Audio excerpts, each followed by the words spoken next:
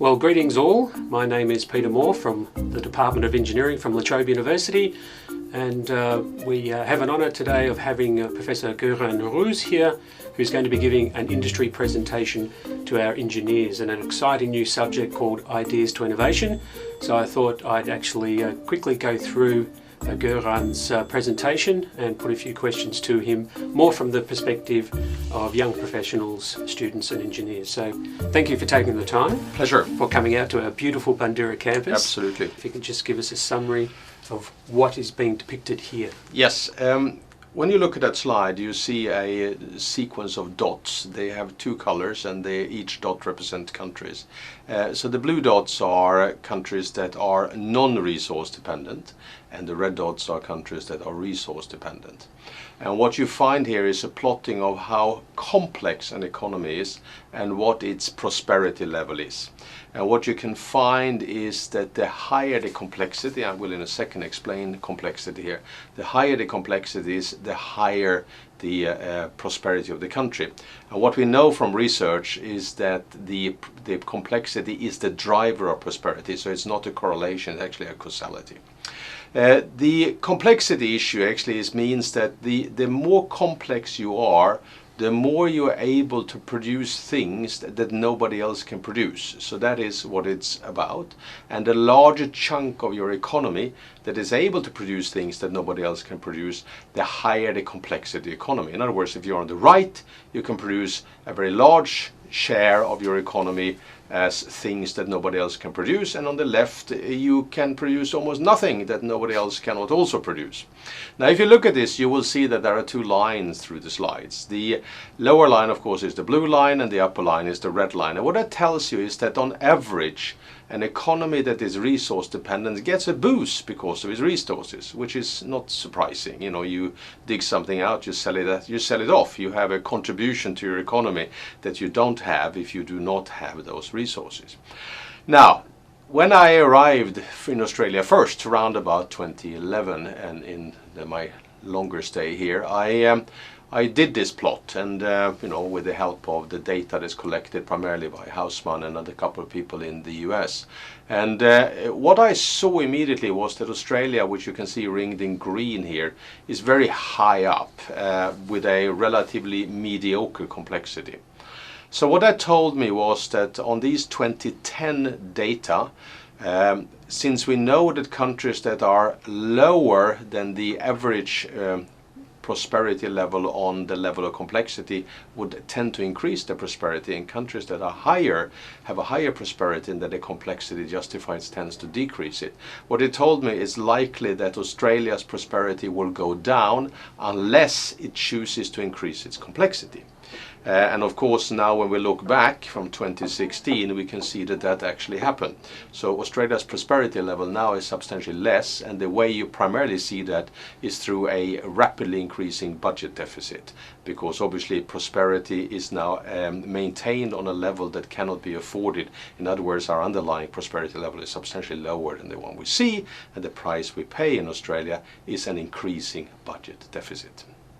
Okay, so we see here at the top of the axis here, yep. Economic complexity around 2 is the maximum.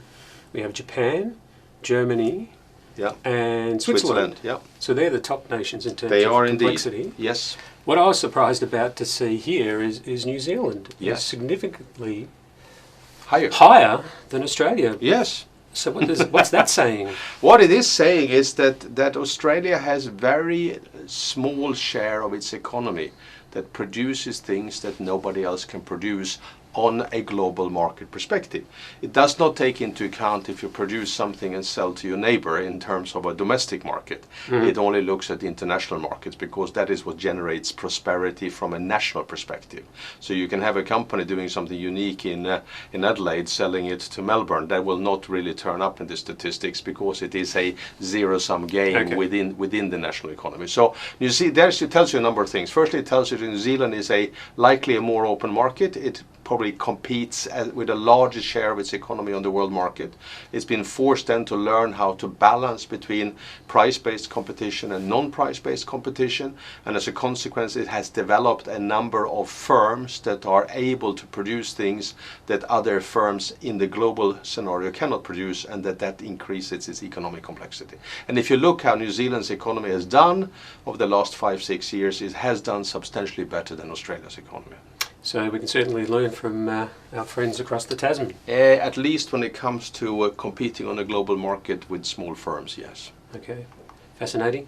And this chart is the Well, trend. What I said in the previous slide was basically that you have two choices in 2010. You could either decide to increase your complexity, which would require a set of pretty clear industry policy choices, or you can decide to accept that your prosperity is going to go down. What actually happened was that you decided through policy choice to reduce your economic complexity, and primarily by the decision to kick out the automotive industry. Automotive industry is one of the most complex industries. It's not the most complex, but it is one of the most complex industries that exist. And by losing the automotive industry over the coming couple of years, we will reduce our economic complexity by a not insignificant chunk. Yeah. Right, that's one of our last great industries of complexity left in this country. Of size, yes. Yeah. There are other industries that are complex, but they're generally small, things like medical devices, and there are issues in defense and so on, but as a whole they are relatively small.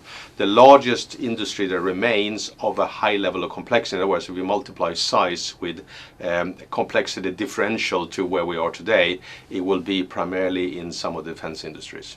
Okay. And the big one is the submarine. All right. Basically showing the trend over the next 10 to 20 years. So if you can provide a summary here. Yeah, if I'm sure you have followed the debate that goes on with, basically that jobs will disappear and technology will take over. That discussion itself is nothing new. It's been going on every time you've had a kind of technology shift. So the way I phrase it is that it's technology-driven productivity improvements. Because if you have a productivity improvement in a company that exceeds the market growth of that company, in other words, the underlying growth of the market that the company serves is lower, and the company does not increase its market share, but its productivity improvement is high, that means that it can satisfy next year's demand with fewer people. So as your productivity improvement goes up, and as your market matures, employment opportunities will decrease unless you grasp a larger share of market, which is, you can't count on that generally. So what we are seeing now is a fairly rapid increase in technology-driven productivity improvements. And historically, the first sector that was hit by that was agriculture. You're talking 100 years ago and so on. So today what we see is the result. We have a relatively low, in the OECD world, a relatively low employment share of agriculture. It makes low single digits in most economies, but it produces substantially more food than they ever produced before. So we've had a benefit in terms of output from this technology-driven productivity improvement, but a negative impact in terms of employment. The next sector that was hit was basically manufacturing. That's, for most of the times of most of you that listen and have worked for a while, you know that technology-driven productivity improvement in manufacturing is the norm. You improve new equipment, capital equipment, and productivity goes up. And that means that almost every single large manufacturing firm in the world is constantly shedding employees on a slow and ready pace, because its productivity improvement is higher than the growth in the market they serve. What is new is that a number of these new technologies, primarily in the broader ICT domain, automation of different types, artificial intelligence, whatever you choose to call it, robotics and so on, are impacting service economies and service sector, and that hasn't really happened before. So if you look historically, the productivity improvement annually over the last 10 to 20 years in manufacturing in the OECD world averages around 3% per year, whereas the productivity improvement in services is about a tenth of that, so 0.3%. And of course, if I now introduce a tool that dramatically increases productivity in the service sector to maybe 6%, you can imagine the impact that that will have on jobs in the service sector. They're really going to be shedded at a high pace. Now, of course, on the good news side is that over time we will get more jobs we don't know what they are again, but there will be quite a long period where we will lose jobs. And the jobs we are going to lose is what these slides talk about. It's primarily the so-called middle jobs. So on the right-hand side here, you will see there will be a growth in high-skilled jobs. And what that requires is 3 skill domains. It requires the kind of domain-specific skills. So if you are a lawyer, you need to be very good at law. If you're an engineer, you need to be very good at whatever engineering domain you're in. The next thing it requires a creative problem-solving capability, and if I wanted to express that in simple terms, is the ability to think on your feet, to given a problem and come up with a solution here and now quickly that will work. And the last one is interpersonal skills, the ability to interact with other people, working in team, and generally being able to have an emotional connection to the environment around you, which is made up of human beings. So on the right-hand side, what you have, for example, is the barrister that argues a case in front of court. He will have to have, or she will have to have all those skills. They will be able to handle questions and issues and on their feet. They will be able to have interpersonal skills to connect emotionally, be there with a jury or the judge or whoever it is. And of course, they have to be very good at the legal system. So they will be in demand. And the reason they will be in demand is A, there are very few of them. And B, they have become substantially more productive because behind them is now no longer people. It's a 24/7 artificial intelligence system that does all the pre-trial preparation work, that does all the discovery scenarios. So what you used to have is that, for example, in the class act lawsuit in the pharmaceutical space, you know, the discovery phase where you look for facts and so on, used to require you to read on average 30 million pages. For law firms in the US, this was a fantastic boon. They can invoice every hour of it. They had a back office. They did all these kind of issues. Now the chief discovery officer sits down with a piece of smart software, and it goes through the first couple of pages. And as a consequence of that, the machine now understands what they're looking for. So it does the 30 million pages in 3 minutes. So your back office just goes completely irrelevant and got fired. So this is what we see in the medium-skilled jobs. They're all gone. No? So the generic jobs, generic law, generic accounting, they will all gone. Yeah. There is, if your sons and daughters, or if you who watch this are studying to become lawyers and accountants, I unfortunately have to tell you some bad news, and that is the likelihood you're going to get a job in that area is very low. Okay, so what areas should people be focusing on? The STEM? Well, 75% of all jobs that we know likely going to appear require STEM skills. So STEM is critical, but STEM is just a domain-specific skill area. You need the other two. You know, you're not going to be an incredibly brilliant employee in most scenarios unless you also have the creative solving capability and the interpersonal skills domain. Okay, the emotional intelligence. Yes, very absolutely. important. Yes. So want to make sure you develop those. Yes. Considering this dynamic and also globally, what advice would you give universities such as La Trobe under these circumstances with this dramatic change? Well, it follows a bit from what you just said. Universities are very good at providing the domain-specific skills. What they are not so good at is the other two. So how does the university help you to think creatively on your feet, resulting in a good solution here and now? How do universities help you develop your emotional intelligence in order to be excellent at working in groups with other cultures, with other skill domains, and understand their paradigms? So the first thing that I think universities have to do is to redefine what they mean by a good output product in the term of a student. You know? So it has to be a student that is not only excellent in the domain-specific skills, but they have to have the other areas. That's the first issue. Then I think universities should have, in my personal opinion, a stronger view on the ethics of the future labor market related to the products they offer. So in other words, why do universities not tell people who want to study forensic science or law or accounting that the probability you're going to get a job is very low? In other words, if you don't tell them that and say that we are only here to answer up to demand from students, you are actually profiting from information asymmetry. You know more than they do, and you do not provide them the opportunity to make an insightful choice around a future where their probability of getting employment or being part of the labor market is going to be higher. The other area is also to not focus only on the, I mean, there's a lot of talk about the digital space and digital impact and all those kinds of, and that's absolutely right. And it's one of those key enabling technologies.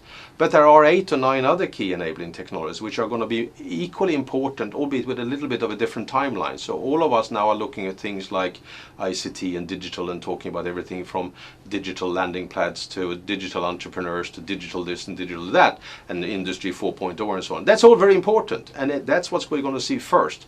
But the next after that will be things like, you know, biotechnology in the broadest definition, you know, microbial consortia engineering, the understanding of the changing production system for things like chemical industry and food industry. We will have things like advanced materials, the ability to create systems. So there is a whole host of key enabling technology domains which will in the future have similar impacts as ICT is seen to be having today. So universities have to not fall in the trap of just giving courses for what is needed today, but also courses for what is needed tomorrow, and that is very important.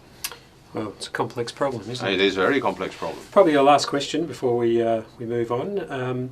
Is having an advanced manufacturing sector fundamental to ensuring that Australia's higher education sector is also globally of a high calibre?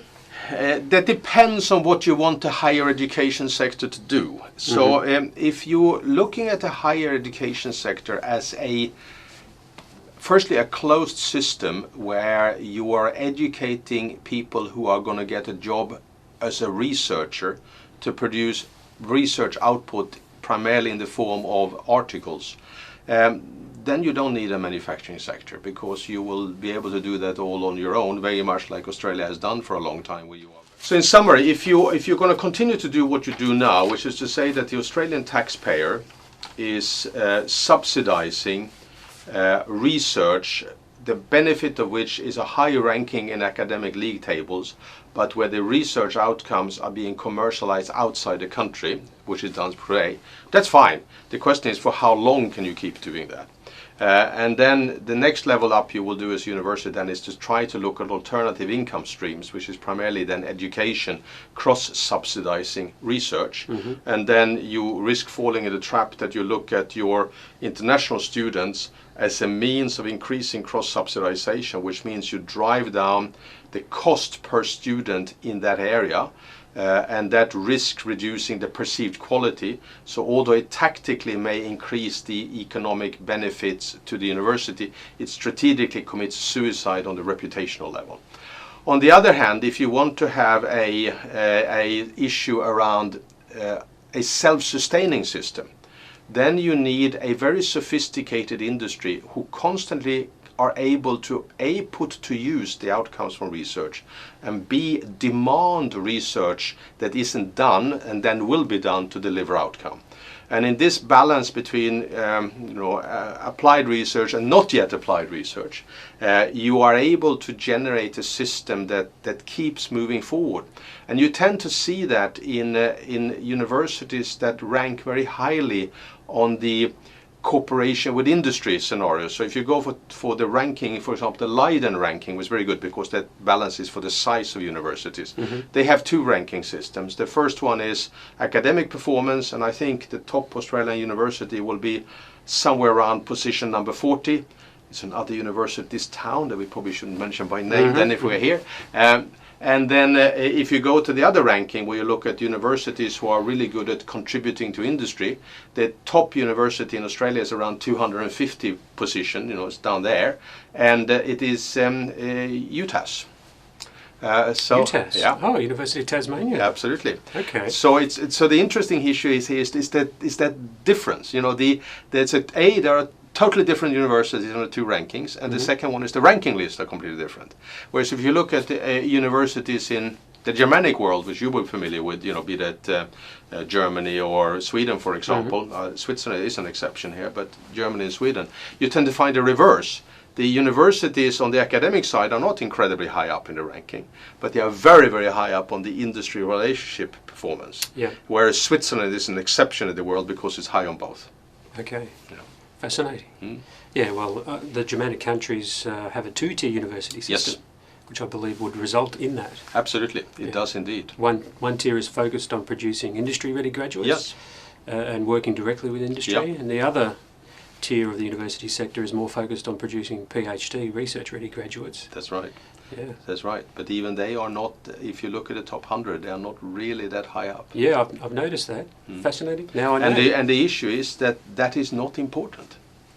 Okay, why is that? It is just important to be good enough, because what determines how important you are is actually how well industry wants to work with you. And industry only work with you if you're good, but good in what industry is interested in. A big thank you on behalf of Engineering at La Trobe, and we look forward to seeing you out here again in the future. Absolutely. Thank you very much, Peter. Okay, thank you. Thanks. All the best. Thank you.